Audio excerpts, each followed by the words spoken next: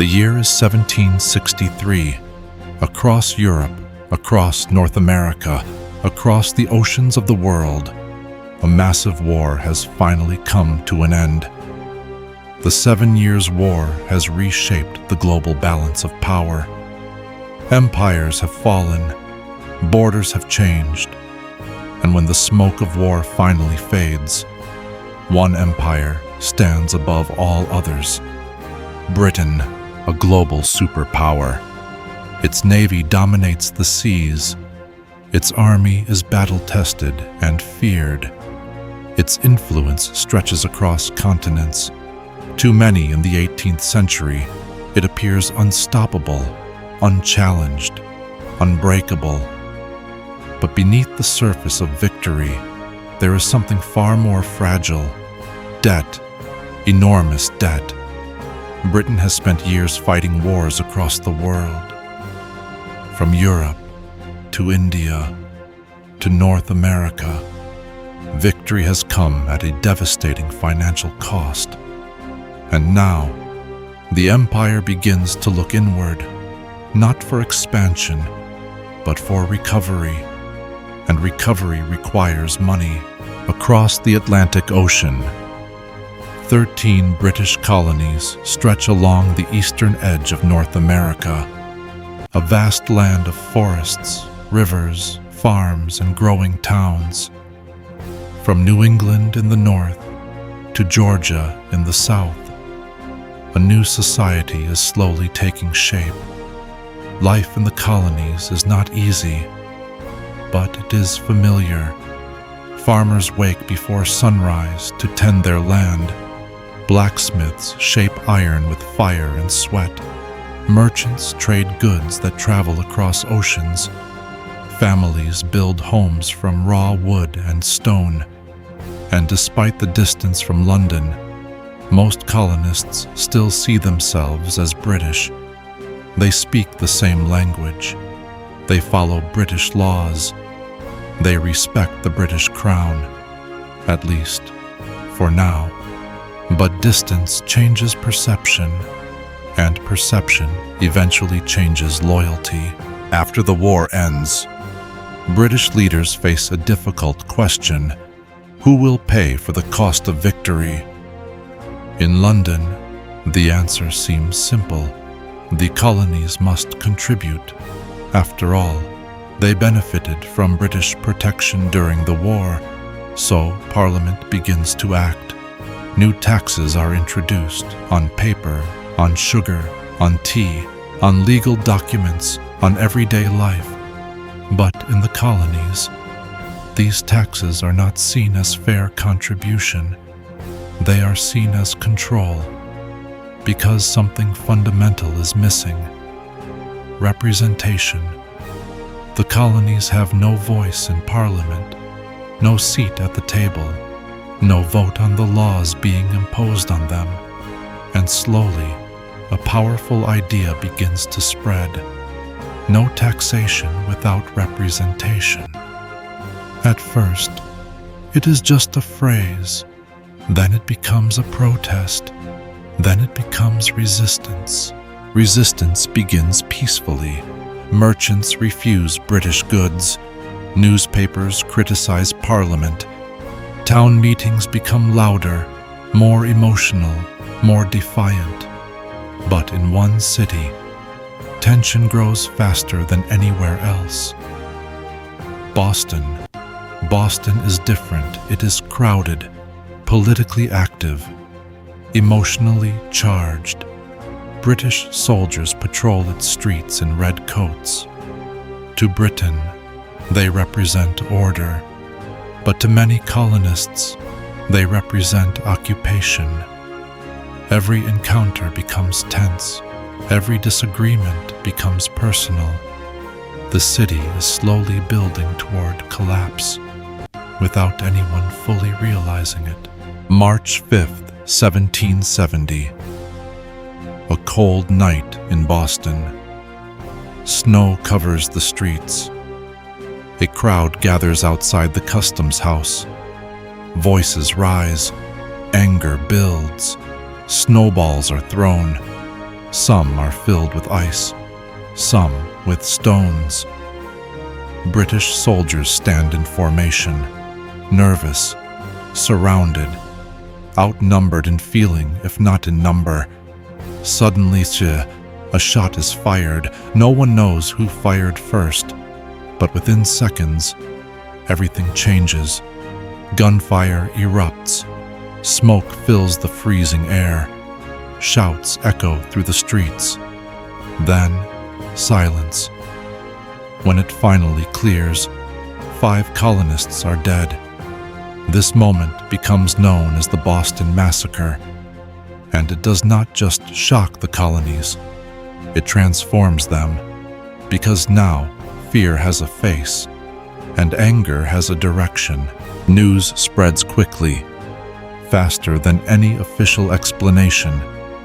Engravings circulate, pamphlets are printed, stories are told and retold, each version more emotional than the last. Public opinion begins to harden. Trust in Britain begins to collapse. And once trust is gone, control becomes impossible. 3 years later, another decision changes everything. Parliament passes the Tea Act. On the surface, it looks harmless. It even lowers the price of tea. But the issue is not price. The issue is principle, because accepting this tea means accepting Parliament's authority to tax the colonies. And that is something many refuse to accept. Resistance grows again, quiet at first, then organized, then inevitable. December 16th, 1773. Night falls over Boston Harbor. Ships sit silently in the water. The city is still, but not peaceful. Men move through the darkness, disguised as Mohawk warriors. They board British ships, silently, deliberately. Then action begins. Crates are opened. Tea is destroyed. Hundreds of chests are thrown into the harbor. The water turns dark with floating leaves.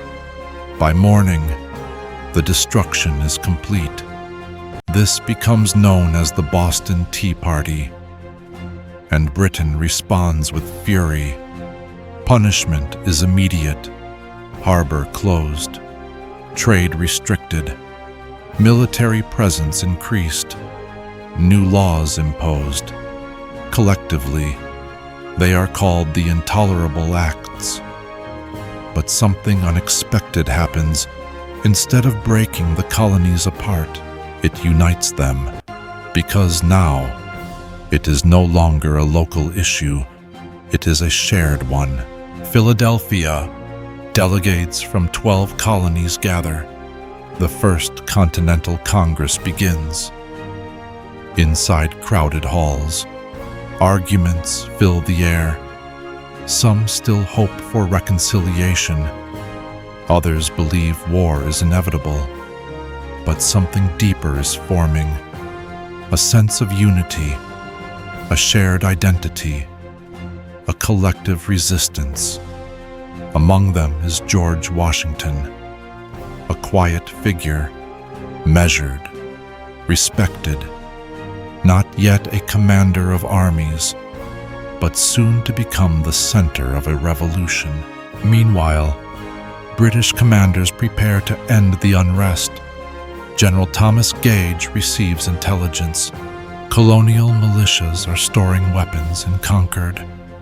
A decision is made. Remove them. End resistance before it grows. But revolutions do not end by force alone. They often begin because of it. April 18th, 1775. Night. Riders move across the countryside. Warnings spread. The British are coming. Paul Revere is among them. Church bells ring in distant towns. Militias awaken. Weapons are gathered. Men prepare for something they do not yet fully understand. war before sunrise. British troops arrive at Lexington, waiting for them, armed colonists. Tension freezes time.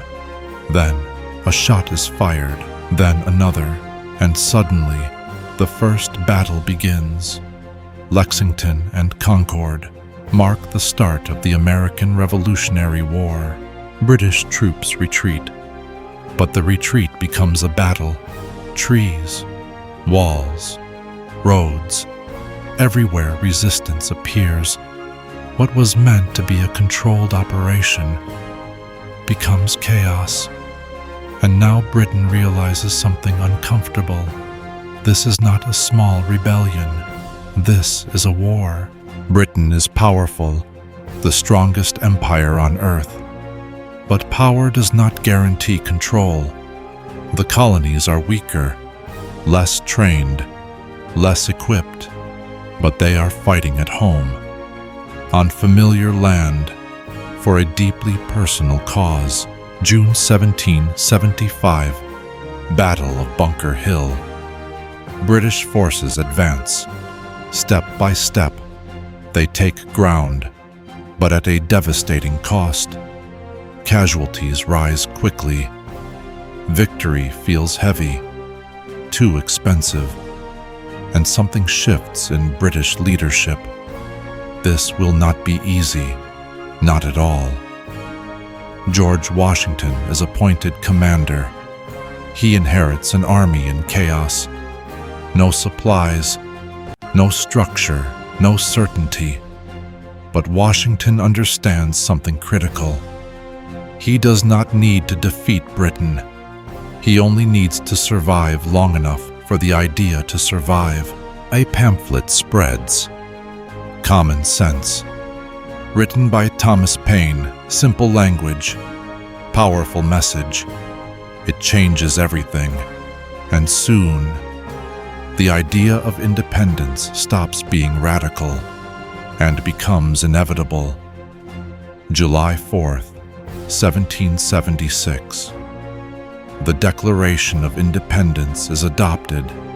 The United States of America is born. A new experiment begins. Britain responds with overwhelming force. New York falls. Washington retreats. The revolution nearly collapses. Hope becomes fragile. Winter arrives. Cold, relentless, exhausting. But Washington crosses the Delaware River and wins at Trenton. A turning point, a reminder that the war is not over. Saratoga, a British army surrenders, the first major turning point, and across the Atlantic, France makes a decision to join the war. Now the conflict is global, no longer just colonies versus empire, but alliances versus empire. Valley Forge, cold winter, hunger, disease, suffering, but also transformation. An army is forged through pain. Yorktown. British forces are trapped. French Navy blocks escape. Cannons fire endlessly. Then silence.